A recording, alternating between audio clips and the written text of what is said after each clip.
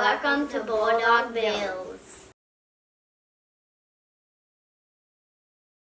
So this could be one of the last Dodge Diplomats in existence. This was Chrysler's one of their first attempts at a computer-controlled carburetor. It's on the breather. This thing was having an issue with the carburetor where it couldn't set the idle because the idle screw wasn't hitting where it should. So we're going to do a little fabricating here to try to make this thing set correctly so that we can set the idle, because what it was doing on the curb idle when you're in drive, sitting still, the engine would shake really badly. So crank the idle up just a touch and it would smooth right out. So we're going to try to compensate for the wear that's taking place in this thing and see if we can get it fixed. So I've added JB weld to the piece where the idle adjustment screw makes contact to build it up some. Here I've got it filed down so that the end of the screw will make a good solid contact with the end of the piece, so when we set the idle it'll stay. And here it is back installed on the carburetor. So now we'll be able to start the car up, get it warmed up, and set the idle. So this is the new needle and seat for the push mower carburetor. It's going to get installed in that hole there to the top. And now we've got it in, and the float looks like it's shutting off where it should. So we'll get this back on the mower and see how it works. Alright, got the carburetor on it and everything adjusted. Let's see if this thing fires back off.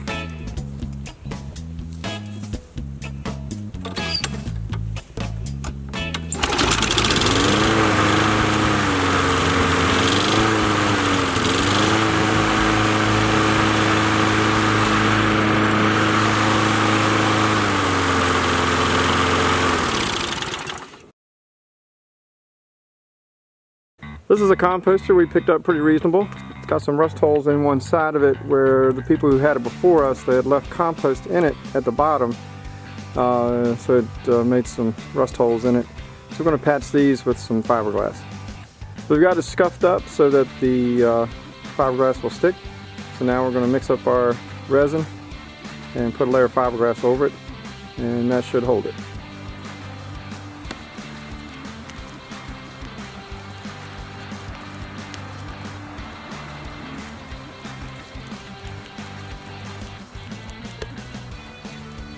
Alright, so the repair is made on the composter. It's getting hard, nice and firm. Holes are sealed, so now we can put in our food and leaves and mulch and everything else and spin it.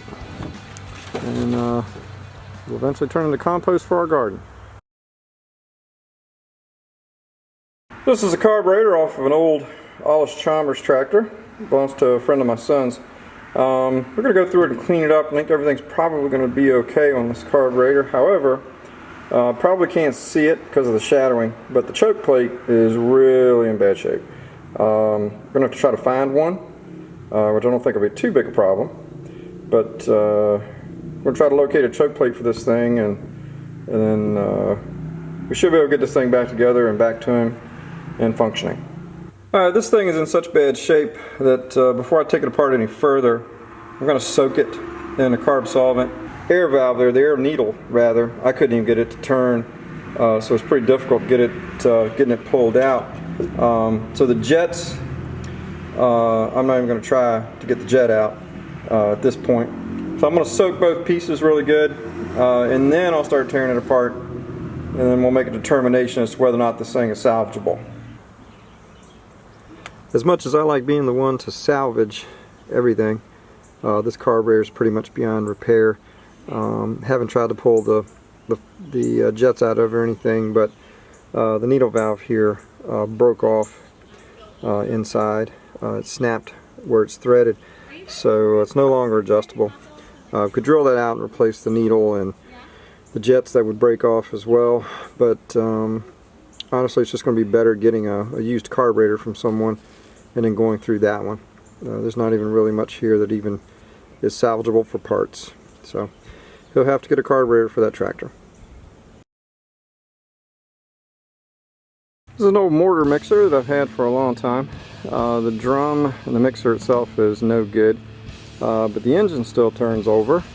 and the gear reduction transmission that's on it is still worth hanging on to. You never know when that might come in handy. But I've already got possible use for this engine. It does turn over, so I'm sure we can get it running again. And I'll probably pull the axle out from under it too, because it's a good idea to keep an axle hanging around just in case. Alright, so the engine's off of it. There's the output drive and the clutch assembly. Works just like one in a car. This lever here, this shaft engages and disengages the clutch, and it's got splines on it like an input shaft of a transmission.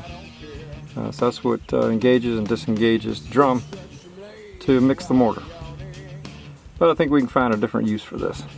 So what I've decided to do with this now is to take the drum off and get rid of it instead of pulling out the axle. I'm going to leave the axle attached to the frame. It'll be a good base for something maybe in the future. I can always pull the axle out later and throw the rest away, but for right now it'll be a nice deck with the axle to store away in case I need it someday. While putting the GOLDWING carburetors back together, there were some other issues along with the O-rings that were going to be some problems for the carburetors. So I went ahead and ordered new carb kits for it. So I'm going to start putting that back together now. This kit's pretty good. It actually comes with everything you would need, even for pulling the carburetors completely out of the bank. Not looking to do that. We're just going to, it ran before, so we're just going to put in what's actually necessary. But it's really nice. It even came with new slide needles and the seat assembly. So I'll replace as many of the parts as I feel I need to, as many as I can, without pulling the carburetor completely apart. I got one of the carbs mostly back together. I did soak this bowl for a little while. Compared to this one, you can definitely see the difference between these two and how much cleaner this one is. So I'm going to soak these other ones and just do these carburetors one at a time. Don't get too far ahead of myself. Make sure I get them done, adjusted correctly, and then we'll put them, get them back on the bike here pretty soon. Two of the carburetors are done now for the GOLDWING. Even polished the slide caps and the screws before putting it back together.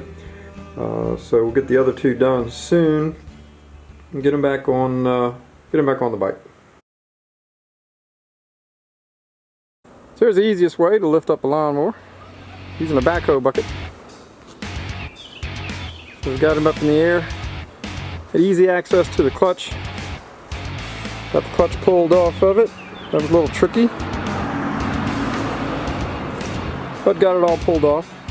So now I've got easy access to the engine bolts, so I can pop the engine out of it and then see if that other one I have is going to work and get this thing fired off.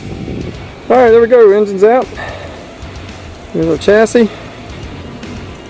I'll head on over to storage here later today and grab that other engine, see if it's going to work. So what I've learned about this engine is that the crankcase is a little bit deeper because of the external oil filter. So the engine I have in storage isn't going to work. So I'll be pulling this one apart soon, and we'll see if we can get this one to turn over and maybe get it running again to put it back on that eXmark tractor. So since I can't get any of my students to send me some of the things they're working on, I'll just keep showing you things that I'm doing. Inside of this pile of vines is an old Allis Chalmers. So I'm going to pull it out and get it set up on tractor alley with the rest of them, so I can get the rest of these vines and things cleared away from the back part of the property. It's a pretty good sized vine growing up through there in the front, and some of it passing through the grill. Look at that steering wheel and how much of that has been